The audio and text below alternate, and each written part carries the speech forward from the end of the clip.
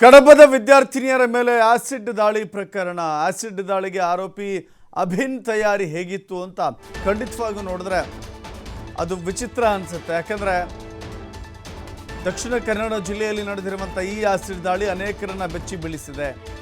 ಅವನು ತಯಾರಿ ಮಾಡಿಕೊಂಡೇ ಬಂದಿದ್ದ.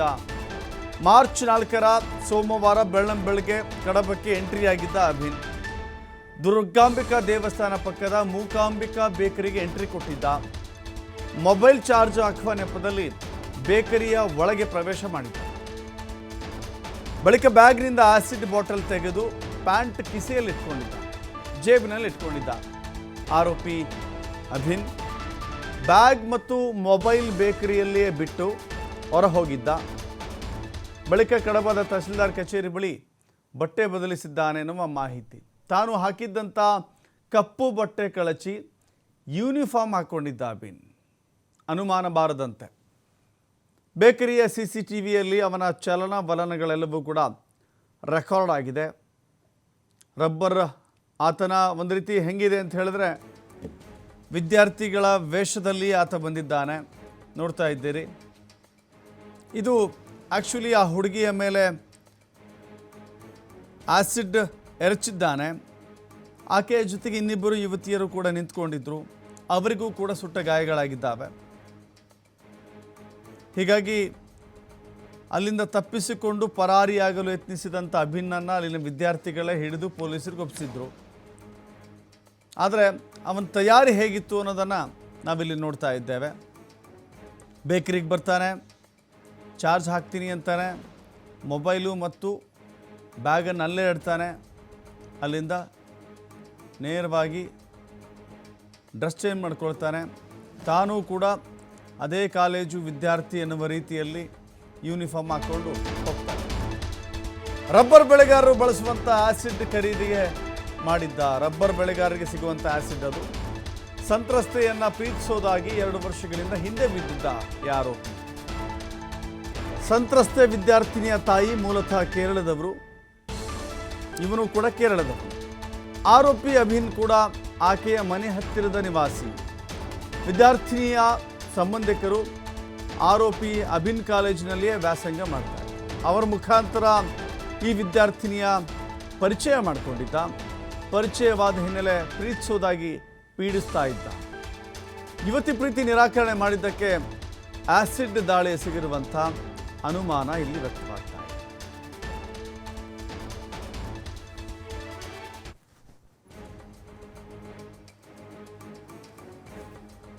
ನೋಡಿ, ಇವನು ಕೂಡ ಕೇರಳದವನೇ ಆಗಿದ್ದಾನೆ, ಯುವತಿಯು ಕೂಡ ಕೇರಳದವಳೇ ಆಗಿದ್ದಾಳೆ. ಆ ಸಂತ್ರಸ್ತೆ ಮಂಗಳೂರಿನ ಕಾಲೇಜೊಂದರಲ್ಲಿ ವಿದ್ಯಾಭ್ಯಾಸ ಮಾಡ್ತಾ ಇದ್ಲು. ಇವನು ಒಂದೇ ಏರಿಯಾದ, ಇಬ್ಬರೂ ಕೂಡ ಸ್ವಲ್ಪ ಪರಿಚಯದವರಿದ್ದಂಗೆ ಕಾಣಿಸ್ತಾ ಇದೆ. ಆದರೆ ಇವನ ಸಂಬಂಧಿಕರು ಕೂಡ ಆ ಯುವತಿಯ ಕಾಲೇಜಿನಲ್ಲಿ ಓದ್ತಾ ಇದ್ದರಿಂದ ಅವ್ರ ಮೂಲಕ ಆ ಹುಡುಗಿಯನ್ನು ಪರಿಚಯ ಮಾಡ್ಕೊಂಡಿದ್ದಾನೆ.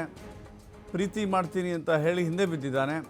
ಆ ನಂತರದಲ್ಲಿ ಒತ್ತಾಯ ಮಾಡಿ ಪೀಡಿಸ್ತಾ ಇದ್ದಂತೆ. ಆ ಹುಡುಗಿ ಒಪ್ಪಿಲ್ಲ ಎನ್ನುವ ಕಾರಣಕ್ಕಾಗಿ ಈ ರೀತಿ ಎಂಟ್ರಿ ಕೊಟ್ಟು ರಬ್ಬರ್ ಬೆಳೆಗಾರರು ಬಳಸುವಂಥ ಆ್ಯಸಿಡನ್ನು ಇಲ್ಲಿ ಬಳಸಿದ್ದಾನೆ. ಯಾರು ಬೇಕಾದರೂ ಖರೀದಿ ಮಾಡ್ಬೋದಾ ಈ ಆ್ಯಸಿಡ್? ಹಾಗಾದರೆ ಇದು ವಿಚಿತ್ರ ಬೆಳವಣಿಗೆ. ಇದು ಮತ್ತಷ್ಟು ಮಾಹಿತಿ ನಮ್ಮ ಪ್ರತಿನಿಧಿ ಆದಿತ್ಯ ನೀಡ್ತಾರೆ. ಆದಿತ್ಯ, ಸದ್ಯಕ್ಕೆ ಇವನನ್ನು ಅರೆಸ್ಟ್ ಮಾಡಲಾಗಿದೆ, ಪೊಲೀಸ್ ಕಸ್ಟಡಿ ಕಳಿಸಲಾಗಿದೆ. ಹಾಗಾದರೆ ಇವನು ಸಿದ್ಧತೆ ಮಾಡಿಕೊಂಡು ರಬ್ಬರ್ ಬೆಳೆಗಾರರಿಗೆ ಸಿಗುವಂಥ ಆ್ಯಸಿಡ್ ಸಿಗುತ್ತೆ ಅಂತ ಹೇಳಿದ್ರೆ ಎಂಥವ್ರು ಬೇಕಾದ್ರೆ ಖರೀದಿ ಮಾಡ್ಬೋದಾ? ಅದರ ಮೇಲೂ ಕೂಡ ನಿಗಾ ವಹಿಸಬೇಕಾಗುತ್ತೆ ಅಂತ ಕಾಣಿಸುತ್ತೆ. ದಶರಥ್, ನಿಜವಾಗ್ಲೂ ಆತ ಆಸಿಡ್ ಖರೀದಿ ಮಾಡಿರುವಂತ ವಿಚಾರ ಏನಿದೆ, ಆತ ಕಡಬದಲ್ಲೇ ಆಸಿಡ್ ಅನ್ನ ಖರೀದಿ ಮಾಡಿದ್ದಾನೆ ಅನ್ನುವಂತ ಒಂದು ಮಾಹಿತಿ ಲಭ್ಯವಾಗ್ತಾ ಇದೆ. ಆತ ಕೇರಳದಿಂದ ಈ ಒಂದು ದ್ವೇಷವನ್ನ ಸಾಧಿಸೋದಕ್ಕಂತಾನೆ ಬಂದಿದ್ದ. ಭಾನುವಾರ ರಾತ್ರಿ ಮಂಗಳೂರು ರೈಲು ನಿಲ್ದಾಣದಲ್ಲಿ ಆತ ಇಡೀ ರಾತ್ರಿಯನ್ನ ಕಳೆದಿದ್ದ. ಬಳಿಕ ಕಡಬಕ್ಕೆ ಬಸ್ ಹತ್ಕೊಂಡು ಬಂದಿದ್ದ. ಅಲ್ಲಿ ಬಂದು ಆತ ಆಸಿಡ್ ಅನ್ನ ಖರೀದಿ ಮಾಡಿದ. ಯಾಕಂದ್ರೆ ಆ ಕಡಬ ಭಾಗದಲ್ಲಿ ಕಳೆದ 5 ವರ್ಷಗಳ ಹಿಂದೆ ಕೂಡ ಇಂಥದ್ದೇ ಒಂದು ಆಸಿಡ್ ದಾಳಿ ಪ್ರಕರಣ ಅನ್ನುವಂಥದ್ದು ಬಹಳ ಭೀಕರವಾಗಿ ನಡೆದಿತ್ತು, ಒಂದು ತಾಯಿ ಮತ್ತು ಮಗನ ಮೇಲೆ. ಅಲ್ಲೂ ಕೂಡ ಈ ರಬ್ಬರ್ ಟ್ಯಾಪಿಂಗ್ ಗೆ ಬಳಸುವಂತ ಆಸಿಡ್ ಅನ್ನ ಖರೀದಿ ಮಾಡಿದ್ರು ಅನ್ನುವಂತ ಮಾಹಿತಿ ಇದೆ. ಹಾಗಾಗಿ ಯಾರು ಬೇಕಾದ್ರೂ ಇಂಥ ಕೃತ್ಯಗಳಿಗೆ ಈ ರೀತಿ ಆಸಿಡ್ ಅನ್ನ ಖರೀದಿ ಮಾಡಬಹುದಾ, ಅದು ಎಲ್ಲಿಂದನೂ ಬಂದವರು ಏಕಾಏಕಿ ಆಸಿಡ್ ಅನ್ನ ಖರೀದಿ ಮಾಡುವಂತದ್ದಾದ್ರೆ ಪರಿಸ್ಥಿತಿ ಏನು ಅನ್ನುವಂತ ಒಂದು ಆತಂಕ ಕೂಡ ಎಲ್ಲರಲ್ಲೂ ಮೂಡಿದೆ. ಇನ್ನು ಇವನ ಈ ಒಂದು ವಿಚಾರ ವಿಚಾರಕ್ಕೆ ಬಂದ ಸಂದರ್ಭ ಈತ ಆ ಕಾಲೇಜಿಗೆ ಬರುವಂತ ಹೊತ್ತಿನಲ್ಲಿ ಆತನ ಒಂದು ಚಲನವಲನ ಅಂದ್ರೆ ಆಸಿಡ್ ದಾಳಿ ಮಾಡುವ ಮುಂಚಿತವಾಗಿ ಏನೆಲ್ಲ ಚಲನವಲನಗಳು ಎಲ್ಲೆಲ್ಲ ಹೋಗಿದ್ದಾನೆ ಅದೆಲ್ಲವೂ ಕೂಡ ಸ್ಥಳೀಯ ಸಿಸಿ ಕ್ಯಾಮೆರಾದಲ್ಲಿ ಸೆರೆಯಾಗಿರುವಂತದ್ದು. ಆತ ಬೆಳಿಗ್ಗೆ ಕಡಬಕ್ಕೆ ಬಂದಿದ್ದಾನೆ ಅನ್ನುವಂಥದ್ದು ಕೂಡ ಸಿಸಿ ಕ್ಯಾಮೆರಾದ ಮೂಲಕ ಗೊತ್ತಾಗಿತ್ತು. ಇನ್ನೊಂದು ವಿಚಾರ ದಶರಥ್, ಅಲ್ಲಿ ಆತ ಕಾಲೇಜಿಗೆ ಹೇಗೆ ಎಂಟ್ರಿ ಕೊಟ್ಟ ಅಂದ್ರೆ ಯೂನಿಫಾರ್ಮ್ ಅನ್ನ ಹಾಕಿಕೊಂಡು ಆತ ವಿದ್ಯಾರ್ಥಿಯ ಸೋಗಿನಲ್ಲೇ ಹೋಗಿದ್ದ ಅನ್ನುವಂಥದ್ದು ಕೂಡ ಸಾಕಷ್ಟು ಒಂದು ಆತಂಕಕ್ಕೆ ಕಾರಣವಾಗಿತ್ತು. ಆ ಕಾಲೇಜಿನವರು ಯಾರಾದ್ರೂ ಯೂನಿಫಾರ್ಮ್ ಕೊಟ್ರ ಅಂತ. ಆದ್ರೆ ಈಗ ಬಂದಿರುವಂತಹ ಒಂದು ಮಾಹಿತಿಯ ಪ್ರಕಾರ ಅವತ್ತು ದ್ವಿತೀಯ PUC ಅಂತಿಮ ಪರೀಕ್ಷೆ ಇದ್ದಂತ ಕಾರಣದಿಂದಾಗಿ ಆ ವಲಯದ ಬೇರೆ ಬೇರೆ ಕಾಲೇಜಿನ ವಿದ್ಯಾರ್ಥಿಗಳು ಬಂದಿದ್ರು. ಹಾಗೂ ಈತನು ಕೂಡ ಅದೇ ಹೋಲುವ ರೀತಿಯ ಒಂದು ಯೂನಿಫಾರ್ಮ್ ಅನ್ನ ಅಲ್ಲಿ ಕಡಬ ತಹಶೀಲ್ದಾರ್ ಕಚೇರಿಯ ಸಮೀಪದಲ್ಲೇ ಬದಲಾಯಿಸಿಕೊಂಡು ಆತ ಅಲ್ಲಿಗೆ ಬಂದಿದ್ದ ಅನ್ನುವಂಥದ್ದು. ಹಾಗೂ ಈತ ಕಾದೇ ಈ ಒಂದು ಅಟ್ಯಾಕ್ ಅನ್ನ ಮಾಡಿದ. ಅಂದ್ರೆ ವಿದ್ಯಾರ್ಥಿಗಳು ಒಂದು ಪರೀಕ್ಷೆಯ ತಯಾರಿಯಲ್ಲಿರ್ತಾರೆ, ತರಾತುರಿಯಲ್ಲಿರ್ತಾರೆ, ಅಂತಿಮ ಹಂತದಲ್ಲಿ ಇನ್ನೇನು ಪರೀಕ್ಷಾ ಕೊಠಡಿಗೆ ಹೋಗ್ಬೇಕು ಆ ಹಂತದಲ್ಲೇ ಬಂದು ಈತ ಆಸಿಡ್ ಅನ್ನ ಎರಚಿರುವಂತದ್ದು. ಯಾಕಂದ್ರೆ ಈತ ಆಸಿಡ್ ಅನ್ನ ಎರಚಿ ಪರಾರಿಯಾಗೋದಕ್ಕೂ ಕೂಡ ಈತ ಒಂದು ಮೊದಲೇ ಪ್ಲಾನ್ ಅನ್ನ ಮಾಡಿದ ಅನ್ನುವಂತ ಒಂದು ಮಾಹಿತಿ ಕೂಡ ಲಭ್ಯವಾಗ್ತಾ ಇದೆ. ಇನ್ನೊಂದ್ ಕಡೆಯಿಂದ ಯುವತಿಯ ಏನೊಂದು ಸಂಬಂಧಿಕರಿದ್ದಾರೆ, ಈ ಯುವಕನ ಊರು ಅಂದ್ರೆ ಮಲ್ಲಂಪುರಂ, ಕೇರಳದ ಒಂದು ಮಲ್ಲಂಪುರಂ ಊರಿನಲ್ಲಿ ಯುವತಿಯರ ಒಂದು ಸಂಬಂಧಿಕರು, ಅವರು ಕೂಡ ಈ ವಿದ್ಯಾರ್ಥಿನಿಯ ಕಾಲೇಜಿನಲ್ಲೇ ಕಲಿತಾ ಇದ್ರು. ಹಾಗಾಗಿ ಅವರ ಮೂಲಕ ಯುವಕನಿಗೆ ಆ ಯುವತಿಯ ಪರಿಚಯವಾಗಿತ್ತು. ಬಳಿಕ ಈತ ಒಂದು ಪ್ರೀತಿಯ ವಿಚಾರದಲ್ಲಿ ಅವರ ಮಧ್ಯದಲ್ಲಿ ಒಂದು ರೀತಿಯ ಗೊಂದಲ ಅನ್ನುವಂಥದ್ದು ನಿರ್ಮಾಣವಾಗಿತ್ತು. ಆ ಯುವತಿಯ ತಾಯಿ ಈತನ ಈ ಒಂದು ಪ್ರೀತಿಯ ವಿಚಾರವನ್ನ ಕಡಾಖಂಡಿತವಾಗಿ ನಿರಾಕರಿಸಿದ್ರು. ಇದರಿಂದ ಆ ಯುವತಿ ಕೂಡ ಯುವಕನನ್ನ ತುಂಬಾ ಇಗ್ನೋರ್ ಮಾಡ್ತಾ ಇದ್ಲು.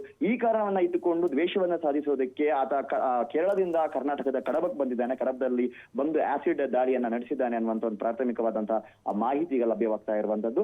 ಈಗಾಗಲೇ ಸಾಕಷ್ಟು ಊಹಾಪೋಹಗಳು ಈ ಘಟನೆ ವಿಚಾರವಾಗಿ ನಿರ್ಮಾಣವಾಗಿತ್ತು. ಆದ್ರೆ ಈಗ ಸ್ವಲ್ಪ ಮಟ್ಟಿಗೆ ಒಂದು ತಾರ್ಕಿಕ ಅಂತ್ಯ ಯಾತಕ್ಕೋಸ್ಕರ ಈ ಒಂದು ಆಸಿಡ್ ದಾಳಿ ನಡೆದಿದೆ ಅನ್ನುವಂಥದ್ದು ಒಂದು ನಿರ್ದಿಷ್ಟವಾಗಿ ಮಾಹಿತಿ ಸಿಕ್ಕಿದೆ. ಈಗಾಗಲೇ ಆರೋಪಿ ಪೊಲೀಸರ ವಶದಲ್ಲಿದ್ದಾನೆ. ವಿದ್ಯಾರ್ಥಿನಿಯರು ಕೂಡ ಔಟ್ ಆಫ್ ಡೇಂಜರ್ ಅನ್ನುವಂತ ಒಂದು ಇದಿದೆ. ಇನ್ನು 2 ವಾರದ ಬಳಿಕ ಅವರಿಗೆ ಪ್ಲಾಸ್ಟಿಕ್ ಸರ್ಜರಿಯನ್ನ ಮಾಡಬೇಕೋ ಬೇಡೋ ಅನ್ನುವಂತ ನಿರ್ಧಾರಕ್ಕೆ ವೈದ್ಯರು ಬರ್ತಾರೆ ಅನ್ನುವಂತ ಒಂದು ಮಾಹಿತಿ ಕೂಡ ಸದ್ಯ ಲಭ್ಯವಿರುವಂತದ್ದು. ದಶರಥ್, ಥ್ಯಾಂಕ್ ಯು ಆದಿತ್ಯ ನಿಮ್ಮೆಲ್ಲ ಮಾಹಿತಿಗೆ.